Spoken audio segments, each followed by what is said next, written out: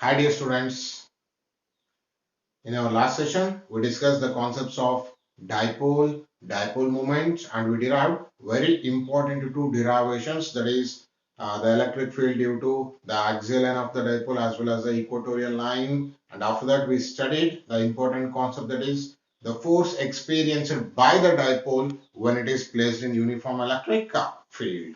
And in today's session we have to think of the concept of distribution of the charges. We have to study the concepts of electric flux, and we have to study the concepts of Gauss law.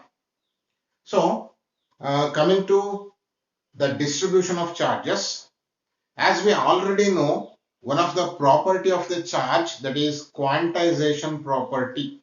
So, we are going to have different basic fundamental properties of the charges. One among it, that is a quantization property of the charge, where we are going to consider the charge q is equals to plus or minus Ne. That is, the total charge of the system should be the integral multiple of the fundamental charge, that is the charge of the electron, isn't it? This discrete nature of the charge will be considered only if our observation is in microscopic level. I am repeating, the distribution of charges seems to be discrete if our observation is microscopic level. But if we observe the charges in macroscopic level, we can't able to consider the discrete nature of the charges. We have to consider the distribution of charge seems to be continuous, where the charges are going to lie very close to each other. So this distribution of charges, where they are going to lie very close to each other, we have to consider that as a continuous distribution of charges. Okay. Yes, with some example, we can able to understand what is the microscopic view, what is the macroscopic view, what seems to be discrete and continuous, like that. So, I'm going to put a single dot. Yes, I'm going to place one more dot. Yes, here is the discrete nature. So clearly we can observe that dots. If we are considering this in microscopic level, that means we are very close to them, they seems to be get separated from each other. But if the distribution of charges is very closely lying with each other, and we are going to observe that from far distances, that is, we have to observe that from macroscopic view, then we can't say they are separated. So just I'm going to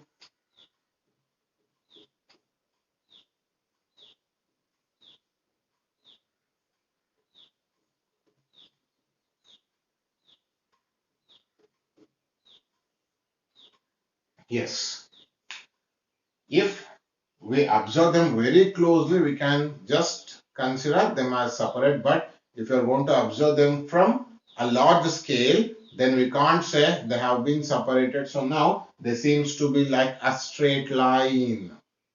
The points only, they seems to be like straight line. So here they are closely lying, and we are observing them in a macroscopic view. So they seems to be continuous. So in macroscopic scale, we are considering the charge distribution should be continuous.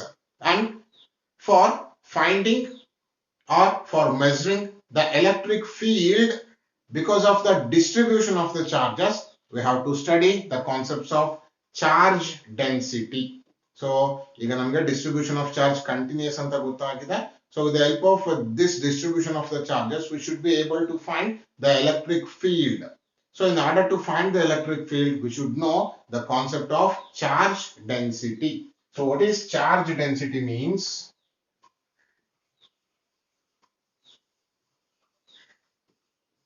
Just we can consider the distribution of charges per unit dimension is called charge density. Charge with respect to unit dimension is called charge density. So based on the distribution of the charges, that is based on the dimension, we are going to have three kinds of charge distribution. So let us focus on the kinds of charge distribution. If the charges are distributed one dimensionally, we are calling it as a linear charge distribution, and it is symbolically represented with lambda.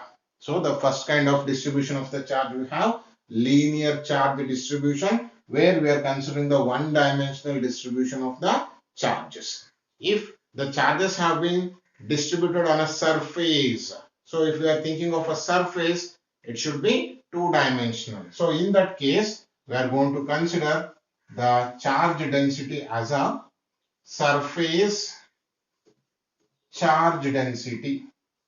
Surface charge density, and it is represented with sigma.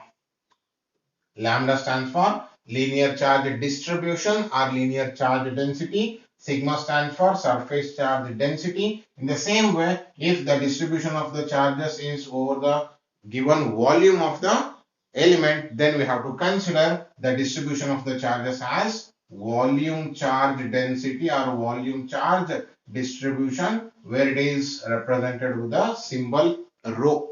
So if we are going to make use of the symbol lambda, it is linear charge distribution. If we make use of the symbol sigma, then it should be surface charge distribution. Rho stands for volume charge distribution. Based on the dimensions of the distribution of the charge, we are considering three kinds of distribution. The definition, we came to know that it is charge per unit dimension. Charge per unit dimension. Then what may be the definition of this linear charge distribution? It should be very simple, because we should know the definitions of all the three kinds of distributions, and we should know the SI units for the distribution of these kinds. So linear charge distribution. Let us just consider the linear element. We can consider y. Okay. With respect to the y, there will be distribution of charges along its length, and we have to consider some elemental length, that is delta L, where the delta L stands for elemental length, and let us consider delta Q be the charge associated with the elemental length. With this reference, the linear charge density will be defined as lambda is equals to delta Q upon delta L. Lambda is equals to delta Q upon delta L. So linear charge density can be simply defined as charge per unit length, the distribution of the charge per unit length, where delta Q is a charge within the elemental length and delta L is the elemental length, where the charge distribution is along its length, and we are calling it as a linear charge density, that is lambda. So let us simply observe the formula and we can give the SI unit. What is our formula for linear charge density? Lambda is equals to delta Q upon delta L. See, the SI unit of charge, we know that is coulomb. What is the SI unit of measurement of the length? That is meter. So the SI unit of linear charge density, that is coulomb per meter. You should not read that one as centimeter inverse. ಬಹಳ ಜನ ತಪ್ಪು ಮಾಡ್ತೀರಾ. ಆ numericals ಎಲ್ಲ ಓದ್ತಾ centimeter inverse ಅಂದ್ಬಿಡ್ತೀವಿ. It is not centimeter inverse, it is coulomb per meter. It is coulomb per meter. That is the SI unit of linear charge density. Very simple definition. This is the charge per unit length. In the same way, you have to give the definition for surface charge density and volume charge distribution, and you should know the SI unit. So I'm going to write the formula for surface charge distribution. Sigma is equals to delta Q divided by delta A, where this is considered to be the charge per unit area. Instead of length, now the charge will be distributed on the surface area. Therefore, sigma is equals to delta Q by delta A, where delta A is considered to be elemental area and delta Q is a charge distributed within that elemental area. So sigma is equals to delta Q by delta A, and we are calling this one as a surface charge distribution. What may be the SI unit for this sigma? Yes. So Coulomb will be as it is. So for area, we have to consider it is meter square. So Coulomb per meter square. Coulomb per meter square, that is a SI unit for surface charge density or surface charge distribution. Move to the last one. So directly I am writing rho is equals to delta Q divided by delta V.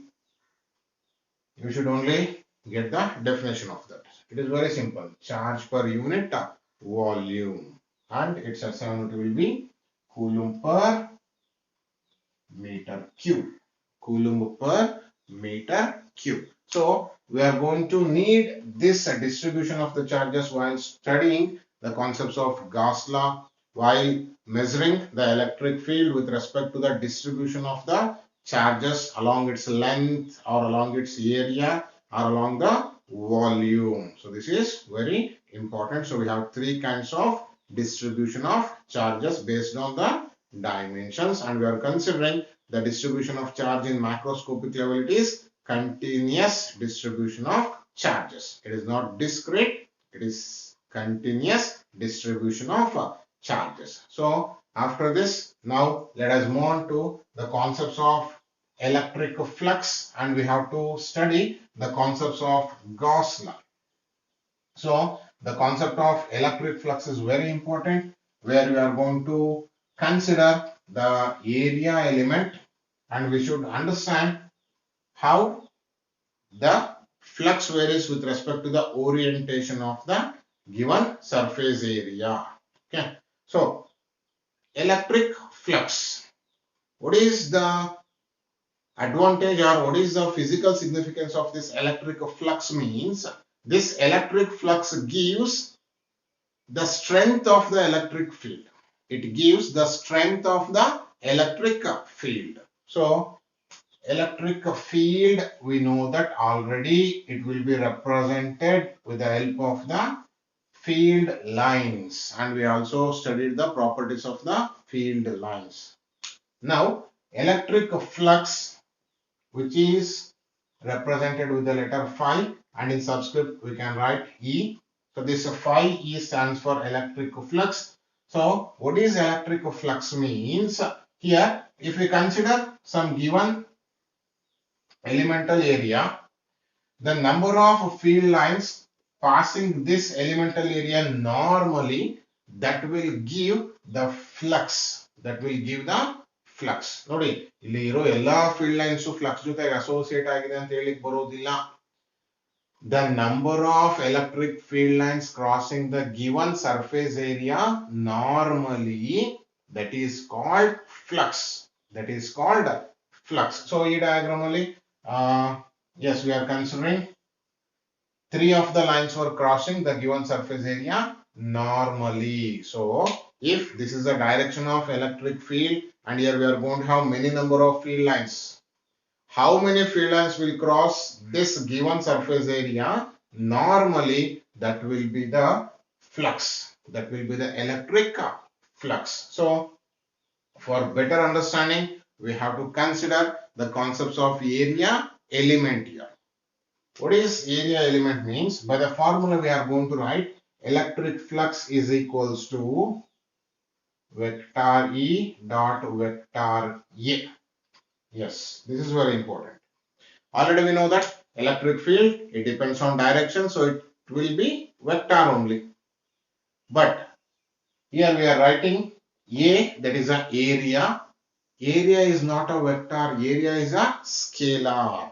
But while studying the concept of flux, we are considering the area with respect to its orientation.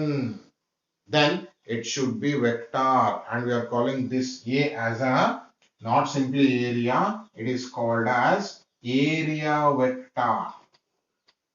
It is very important. Please try to understand this thoroughly.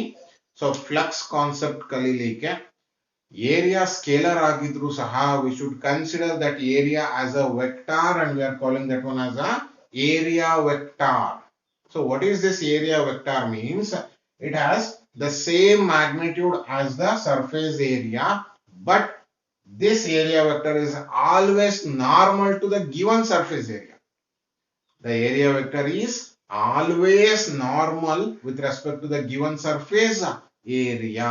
So area ಗೂ surface area ಮತ್ತೆ area vector ಗೂ ಏನು ವ್ಯತ್ಯಾಸ ಆಗ್ತಾ ಇದೆ ಅಂದ್ರೆ surface area ಅಂದ್ರೆ we are going to just measure the magnitude, but area vector ಅಂದ್ರೆ it will have same magnitude as that of the surface area.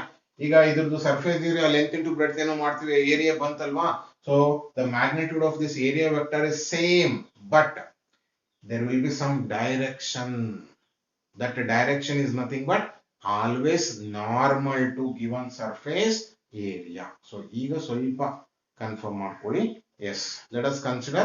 So these fingers represents the field lines, and this palm represents the some surface area. Okay, so now if we are going to place this surface area normally, the field lines which are moving in forward direction will pass normally through this given surface area. So flux becomes maximum, because flux is nothing but the number of the field lines crossing the given surface area normally, that gives the flux, and mathematically we have written that flux phi is equals to vector E dot A.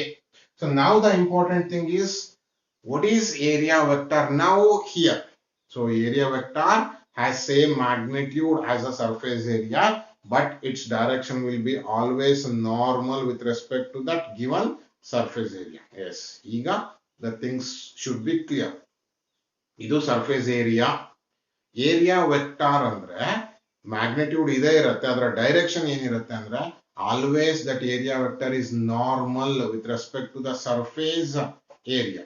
ಇಲ್ಲಿ ನಾವು surface ಏರಿಯಾನ orientation change ಮಾಡ್ತಾ ಹೋಗ್ತಾ ಇದ್ರೆ ಇದ್ರದ್ದು direction ಸಹ change ಆಗ್ತಾ ಇದೆ, but always the area vector is normal with respect to the given surface area.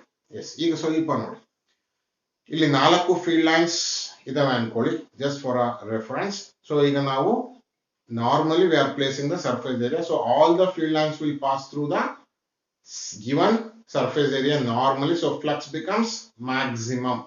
Flux becomes maximum. Okay, so now we have the same field, but let us change the orientation of the area vector. Okay, so I'm going to place now like this. So area vector orientation change ಮಾಡ್ತಾ ಇದ್ದೀನಿ. Surface area magnitude same ಇದೆ, but ಅದರ orientation change ಆಯಿತು. Now can we expect all the 4 electric field lines will pass through this given surface area normally? No, it is not possible. Yes, as we can observe, these two are free. They are not going to interact, or they are not going to penetrate to the given surface area. That means here area vector plays a very important role for finding the flux, whether it is maximum or minimum. We should consider the angle between the field and area vector. The angle between the field and area vector, because as the orientation changes, the angle between the field lines and the area vector is also changing. So in first case, if the surface is kept normally, so this is the direction of field lines, and the area vector is also in the same direction of the field lines, so theta becomes 0. Theta becomes 0. ನೋಡಿ, ಬಹಳ important. ಇಲ್ಲಿ area ಮತ್ತು field lines ನಮಗೆ important ಆಗ್ತಾ ಇಲ್ಲ, area vector ಮತ್ತು field lines. Area vector ಅಂದ್ರೆ it is always normal to given surface area. So this is representing area vector here. Its magnitude will be same as the given surface area. Okay, so now this is the direction of electric field. So what is the angle between electric field and area vector? They are in same direction, means theta becomes 0, isn't it? So theta is 0. So I'm going to consider mathematically by using the formula of dot product, because electric field is vector. Here we have area vector. The dot product of two vectors can be written as E A cos theta. We know that vector A dot vector B is equal to the product of magnitude of A, magnitude of B, and cos theta. So here also for electric flux we got the formula E A cos theta. where E is a magnitude of electric field, A is a magnitude of area vector we can consider, and theta is the angle between the electric field and area vector. Electric field and area vector. So now we can have the maximum flux and minimum flux. Flux is maximum. So flux is maximum means the number of field lines passing this given surface area normally should be more. So it is possible if and only if the angle between the field lines and the area vector should be 0. That is, for maximum flux, theta should be equals to 0, cos 0 is equals to 1. Therefore, the flux becomes E into A. This is a maximum value of the flux. The theta value is very important. Theta should be 0. Cos 0 is 1. Theta is 0 means the field lines and area vector, they are in same direction. So number of field lines passing becomes more. So flux becomes maximum. So maximum flux equals to E into A.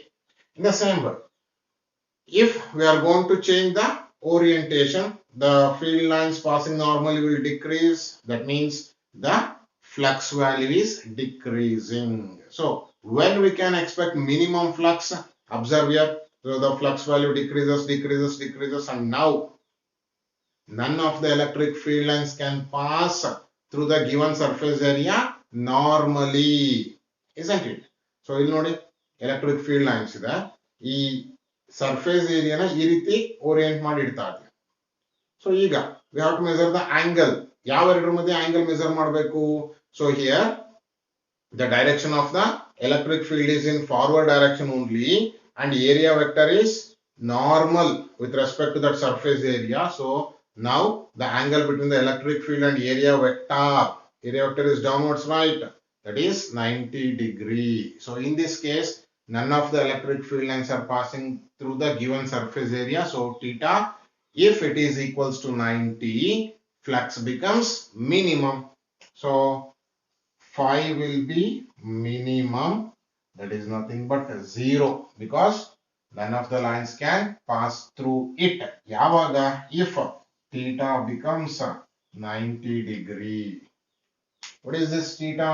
It is the angle between the electric field lines and area vector.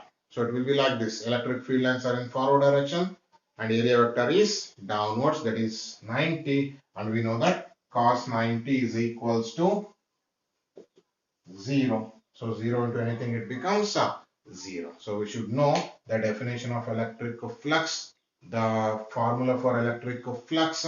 We should have the theta value for maximum flux and minimum flux. In the same way, we should know the SI unit of this electric flux, where here we are considering it is a product of field and area. So what is the SI unit of field? We know that electric field will be force by charge. So force will be measured in Newton and charge will be measured in Coulomb. So the SI unit of this electric field will be Newton per Coulomb and area is measured in meter square. Then the SI unit of electric flux will be Newton per Coulomb meter square. Newton per Coulomb meter square. So electric flux, the number of field lines crossing the given surface area normally, are passing through the given surface area normally, that gives electric flux. Very important concepts. Okay. So now, after studying the concepts of electric flux, we have to move on to the important discussion, that is Gauss law.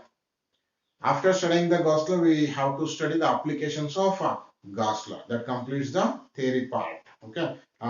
Within 1 or 2 sessions, we are going to wind up with the theoretical aspects of this first chapter. So this is very important. Yes, let us move on to that Gauss law. Yes, let us move on to the very important law, that is Gauss law. Let us first know the statement of that Gauss law. The Gauss law states that electric flux through a closed surface, electric flux through a closed surface is equal to 1 by epsilon naught times the charge q enclosed by the surface. Very, very important, because with the help of the statement of Gauss law only we are going to study the applications of Gauss law. So, according to this Gauss law, the total electric flux of a closed surface, if we are going to consider any surface, it should be closed one. If there is a closed surface, it is enclosing some charges. It is enclosing some charges. So, if you are going to consider some surface, it is enclosing some charges. So, here the surface is enclosing some number of charges. So, what is the flux associated with this surface means? That is obtained with the help of the Gauss law. In order to find the total electric flux associated with this surface, we should know the total charge enclosed by that closed surface. The Gauss law is applicable for closed surfaces. So, if we want to calculate the flux of this closed surface, we should know the total charge present inside that closed surface or the total charge enclosed by that closed surface. If the charges were residing outside, they were not considered. Only we are focusing on the charges enclosed by the closed surface. So, the total flux of a given closed surface enclosing the charges q is equal to 1 by epsilon times the total charge enclosed. So we can simply write phi is equals to, there is a total flux is equals to 1 by epsilon naught times the total charge enclosed, that is q, or we can write phi is equals to q by epsilon naught. Phi is equals to q by epsilon naught, where phi is the total flux of a closed surface which encloses the total charge q. Then its total flux phi is equals to q by epsilon naught. Q by epsilon naught. So this Gauss law has some significance. We can also consider it as some limitation that it is applicable only for closed surfaces. If we think of its significance, it is just relating the charge with its field, because flux, it gives a measurement of the field strength only, right? So the Gauss law is relating the charge with the field. We can consider it is applicable for closed surfaces of any shape and size. It is applicable for closed surfaces of any shape and size. And also one more important thing related to that Gauss law, it is applicable for any kind of distribution of charge, either it may be linear, area or volume charge distribution. It is applicable for all kinds of distribution of the charges. So these are the significance of the Gauss law. So it is relating the electric field and charge. It is applicable for closed surfaces of any size and shape. It is applicable for all the kinds of distribution of the charges. Now, let us quickly move on to the proof of the Gauss law, where we are going to consider. Yes, so the proof of Gauss law, it's very simple. We have to consider a closed surface, right? So here we are going to consider, let Q be the charge which is enclosed by the closed surface. And with Gauss law directly we can write the flux phi is equals to Q by epsilon naught. But now we have to prove that. So in order to give the proof, just let us consider a charge Q which is placed at the center of this spherical surface, where I am considering some point P which is at certain distance r from the center, where the charge is lying at the center. Because of the charge, obviously there will be some electric field, and with respect to this sphere, the electric field direction, it will be forward, that is always radially outwards, because we are considering the positive charge at the center. So in order to find the flux associated with that point P, we have to choose some small elemental surface, and here that small elemental surface is a ds. So the number of field lines passing through this small elemental length, they are going to give the flux through this surface, and the flux is considered to be d phi, where d phi is a flux through the small elemental surface. So that flux we are considering d phi. We already know the formula of flux, that is E into that area vector, isn't it? So here we are considering d phi is equals to vector E dot vector ds, where E is the electric field at some point P and ds is the elemental surface associated with point P. So now the electric field, because of the point charge Q, and the point charge is lying at the center, we have derived the expression for electric field due to point charge. That expression is 1 by 4 pi epsilon naught q by r square into r cap. 1 by 4 pi epsilon naught q by r square into r cap into, this is area vector, so it has same magnitude as the surface area, so ds, and its direction is normal, that is represented with the unit vector n cap. So now just we are rearranging that. It will be q by 4 pi epsilon naught r square ds r cap into n cap. So these are unit vectors.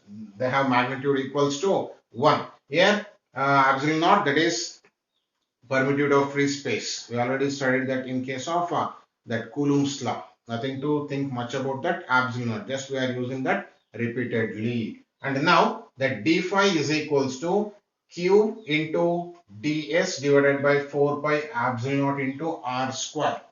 So this d phi, this is the flux associated with the small elemental surface.